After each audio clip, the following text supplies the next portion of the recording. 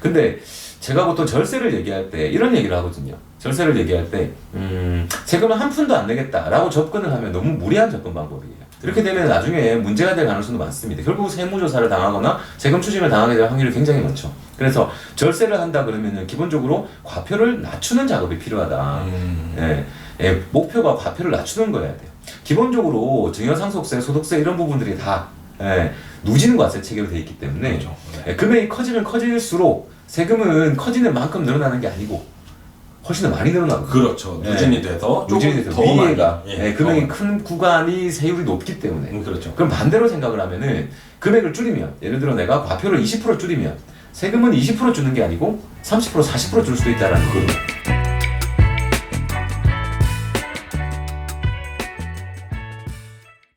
오늘도 저희 차창한 대표님 모시고 경제에 대한 얘기를 한번 나눠보겠습니다. 네, 안녕하세요. 네, 안녕하세요. 예. 오늘은 어떤 얘기를 가지고 또 얘기를 들려주실 수 있을까요? 네, 오늘은 금융상품을 활용해서 네. 뭐 상속세라든지 네. 그다음에 증여세 아니면 소득세를 줄이면서 본인과 자녀의 어떤 안정적인 어떤 네. 소득을 확보할 수 있는 그런 방법을 가지고 얘기를 해볼까 합니다. 네.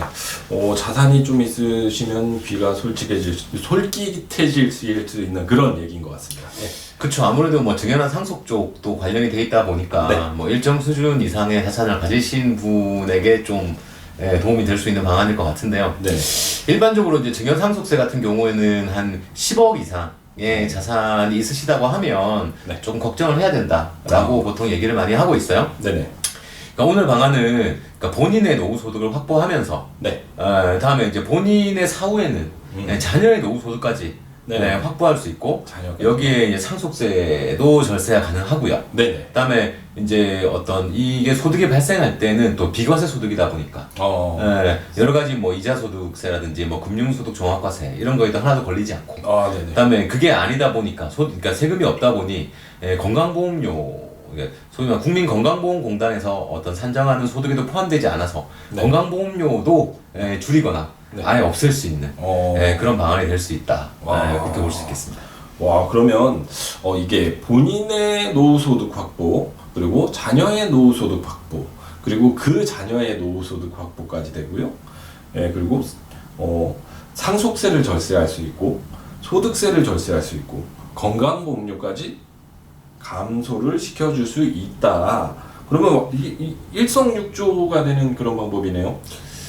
그렇죠. 네. 근데 이거를 하는 데서 방법은 아주 간단합니다. 네. 방법은 간단한데 그냥 연금을 가입하는 거예요. 연금 상품. 연금을 가입하는 건데 연금 중에서도 이제 여러 가지 연금이 종류가 되게 많거든요. 네. 우리나라에 파는 연금이 제가 볼 때는 뭐 한 100개는 훨씬 넘을 것 같아요. 네. 근데 그 중에서도 이제 비과세 종신형 연금을 가입하는 방법입니다. 비과세 세금을 내지 않는 그런 상품으로. 근데 이제 여기서 좀 주의할 점이 있죠. 가입할 때 세팅을 잘해야 돼요. 세팅을 잘해야 되는데 이제 보험 상품이다 보니까 연금 보험이죠. 보험 상품이다 보니까 보험 상품은 이해관계자가 그 상품 하나에 이해관계자가 4명이 있어요. 4개의 이해관계자가 있는데 계약자, 피보험자, 그다음에 수익자, 그다음에 보험회사 이렇게 4명의 이해관계자가 있어요.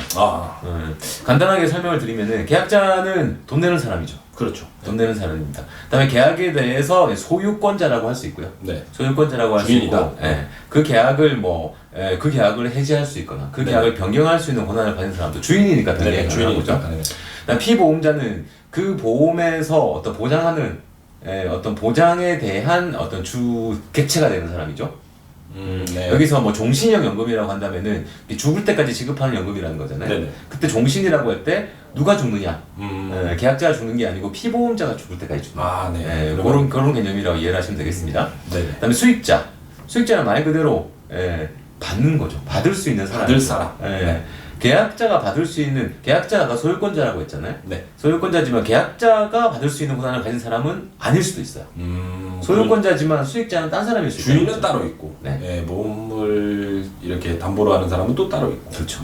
그리고 받을 사람 따로 있다. 그런 뜻이네요. 그리고 이제 뭐 보험회사는 당연히 있어야지 보험 상품이 되는 거니까 이렇게 4명의 이해관계자가 있고요. 요 이해관계자가 계약할 때 당사자 설정에서 지금 아까 얘기한 그 일성육조의 방법을 쓰려면 네. 계약자와 수익자는 부모가 되고요. 네. 그다음에 피보험자는 자녀가 됩니다. 피보험자는 자녀로 하면은 이제 앞서서 얘기한 네. 비과세로 2대 또는 3대에 걸쳐서 손자녀까지 받을 수 있는 그런 어떤 소득을 만들어내면서 여러 가지 네. 상속세 절세라든지 아니면은 소득세 절세 그리고 건강보험의 절세까지도 가능한 그런 어떤 기능을 가져갈 수 있습니다. 좀 얘기만 들어서는 뭔가 좀 복잡할 것 같은데요. 네. 그러면 그렇게 계약을 해서 어떻게 일석육조의 그런 효과를 다 낼 수가 있죠? 뭐 아까 연금을 가입해야 된다라고 말씀드렸는데 연금은 뭐 적립식으로 하셔도 되고 네. 일시납으로 하실 수도 있습니다. 그죠? 일시납. 형식은 뭐 한 방에 낼 수도 있고 네. 뭐 계속 꾸준히 낼 수도 있다. 네. 근데 이제 기본적으로 처음에 이제 고민해야 될 거는 이제 가성비 좋은 어떤 보험 상품을 찾아야 되겠죠. 그렇죠. 저는 이제 저희가 뭐 상담을 많이 하다 보니까 상담 많이 하면은 가입된 상품들 보면 좀 많이 아쉽고 비효율적인 상품도 꽤 많은 것 같아요. 더 좋은 상품이 있는데 워낙 많은 게 있으니까. 더 좋은 상품이 있는데 조금 이제 어떻게 보면 가성비가 떨어진 상품으로 가입하시는 분들도 조금 보게 되는데요. 사실 뭐 저희 연구소를 통하시게 되면은 굉장히 어떤 가성비가 좋은 상품을 만날 수 있다. 라는 말씀을 뭐 드릴 수도 있겠는데 일단은 가성비 좋은 보험사를 찾았다. 네. 그러면은 이제 그 회사의 상품을 이제 가입을 하면 되겠죠. 네. 그러면 이제 계약자인 부모가 그렇죠? 계약자인 부모가 돈을 그렇죠. 내고 가입을 하게 되는 겁니다. 그렇죠? 그러면 이 연금은 일단은 아까 소유권자가 계약자라고 했잖아요. 그러니까 당연히 부모님의 자산이 됩니다. 근데 부모님이 그러면 소득을 이제 연금을 수령하게 되겠죠. 계약자 수익자를 부모로 하라 그랬으니까. 그렇죠. 수익자가. 근데 이제 부모님은 이거를 이제 어떤 소득으로 가져가시는데 아까 말씀드린 대로 이 소득이 비과세 소득입니다. 그러면 아까 얘기한 대로 소득세 없죠.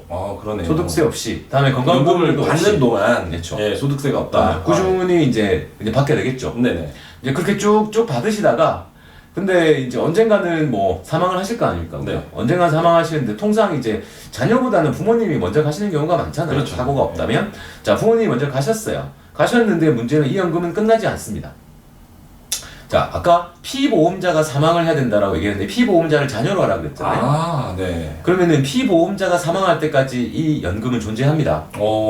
그러면은 이 연금을 자녀가 상속을 받게 되는 거죠. 네네. 자녀가 상속을 받게 되는데 일단 자녀는 안정적인 연금을 본인 사망 시까지 받게 됩니다. 그죠? 네. 사망 시까지 받게 되고 이 또한 자녀가 받을 때도 역시 비과세가 되기 때문에 부모님이 받다가 그렇죠. 네. 자녀도 역시 소득세가 없고 그다음에 이제 건강보험료가 없는 상품을 받을 수가 있는데 문제가 이 자산이 부모님의 것이었기 때문에 상속의 문제는 발생을 하게 됩니다. 네.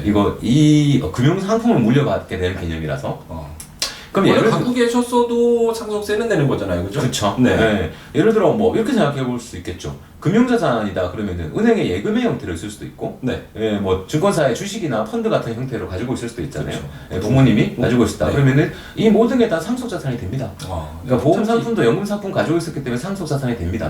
그런데 문제는 은행의 예금이나 어떤 주식이나 펀드 같은 경우에는 그 자산 전체가 과표로 잡히게 되겠죠. 그렇죠. 그런데 문제는 얘는 연금이라는 거예요. 그러니까 일시금으로 받지 않는다는 거죠. 나눠서 받아. 만약에 자녀가 종신 때까지, 자녀가 죽을 때까지 예를 들어 뭐 한 달에 500만 원을 받는 연금이다. 500만 원씩 받으면 좋겠죠, 그죠? 500만 원씩 죽을 때까지 받는 연금이다라고 한다면 세무서 입장에서는 이 상품에 대해서 상속 과표를 잡아야 돼요. 얼마짜리인지를 알아야지 거기에 세율을 곱해서 세금을 내게 할 거 아닙니까, 그죠?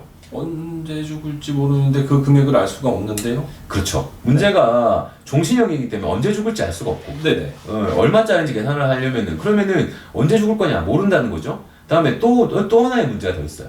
이게 500만 원씩 받는다는 거죠. 근데 지금 500만 원하고 10년 뒤에 500만 원하고 20년 뒤에 500만 원은 가치가 다르다라는 돈의 가치가 줄어든다. 그래서 지금 현재 가치로 계산을 해야 되기 때문에 뒷단에 받을 수 있는 걸 현재 가치 할인으로 결국은 땡겨오게 됩니다. 그래서 굉장히 과표를 떨어뜨리는 효과가 있어요. 그러면 그 과표라는 거를 법에서 제정해 놨겠네요? 그 할인율이 세법 시행령에 정의가 돼 있죠. 그러면 할인율이 현재는 할인율 3%인데요. 3%로 계속 복리 복리 기준으로 할인이 되기 때문에 과표를 굉장히 떨어뜨리는 역할을 하게 되고요. 그다음에 언제까지 받을 거냐의 문제도 기본적으로 평균 수명 정도로 반영을 하거든요. 평균 수명 정도로 반영해서 사실상 평균 수명보다 좀 더 길게 산다고 한다면은 훨씬 더 많은 돈을 받음에도 적은 과표로 받을 수 있게 되는 부분도 있습니다. 그래서 굉장히 과표를 떨어뜨리는 부분이 있고요. 그다음에 이게 또 금융재산의 상속에 대해서는 최대 2억까지 금융재산 상속 공제라는 부분이 있기 때문에 그런 부분도 활용을 하실 수 있고요. 근데 제가 보통 절세를 얘기할 때 이런 얘기를 하거든요. 절세를 얘기할 때 세금을 한 푼도 안 내겠다라고 접근을 하면 너무 무리한 접근 방법이에요. 이렇게 되면 나중에 문제가 될 가능성도 많습니다. 결국 세무조사를 당하거나 세금 추징을 당하게 될 확률이 굉장히 많죠. 그래서 절세를 한다 그러면은 기본적으로 과표를 낮추는 작업이 필요하다. 목표가 과표를 낮추는 거여야 돼요. 기본적으로 증여상속세, 소득세 이런 부분들이 다 누진과세 체계로 되어 있기 때문에 금액이 커지면 커질수록 세금은 커지는 만큼 늘어나는 게 아니고 훨씬 더 많이 늘어나거든요. 그렇죠. 누진이 돼서 조금 더 위에가 금액이 큰 구간이 세율이 높기 때문에 그렇죠. 그럼 반대로 생각을 하면은 금액을 줄이면 예를 들어 내가 과표를 20% 줄이면 세금은 20% 주는 게 아니고 30% 40% 줄 수도 있다라는 얘기예요. 그렇기 때문에 구간이 달라집니다. 이거를 연금화 시켜서 부모님이 안정된 소득을 확보하시고 자녀에게 물려줄 때 연금화 시키면은 기본적으로 과표를 조금 낮출 수 있다 그랬잖아요. 낮추는 것보다 실제 세금은 훨씬 더 떨어진다라는 말씀을 드릴 수 있을 것 같습니다. 와, 그걸 미리 준비한다라는 거네요. 그러면 증여상속세를 걱정하시는 분들한테는 또 더 아주 유용한 방법이 될 수 있겠는데요. 그렇죠. 그리고 추가로 또 한 가지 더 말씀드리자면은 부모님들이 자산이 좀 있으신데 자녀에게 넘겨줄 때 이런 고민을 하시는 분들 있어요. 그러니까 한 방에 일시금으로 좀 큰 돈을 주면 자녀분들이 혹시나 날려버리거나 뭐 사기를 당한다거나 투자를 실패한다거나 이런 경우가 걱정이 돼서 그냥 안정적인 소득을 만들어주고 싶다. 일시금을 주는 게 아니라 이런 니즈가 있을 때는 굉장히 유용한 방법이 될 수가 있고요. 그다음에 종신형 연금 같은 경우에는 연금이 개시되고 나면 해지를 할 수가 없어요. 해지를 할 수가 없기 때문에 진짜 연금으로밖에 받을 수 없거든요. 진짜 안정적인 소득이 되는 거고 그다음에 자녀가 조금 일찍 사망을 했다라고 한다면 이게 손자녀도 받을 수가 있어요. 그런 부분까지 3대에 걸친 연금으로 활용하실 수도 있다라는 말씀을 드릴 수 있습니다. 아까도 말씀해 주셨지만 소득세와 상속세, 절세에 최대 3대까지 연금을 걸쳐서 받을 수 있고 그리고 아까 말씀하신 건강보험료 줄일 수 있고 그런 좋은 정보를 주셨습니다 오늘. 대표님 오늘도 좋은 재테크 정보 감사합니다.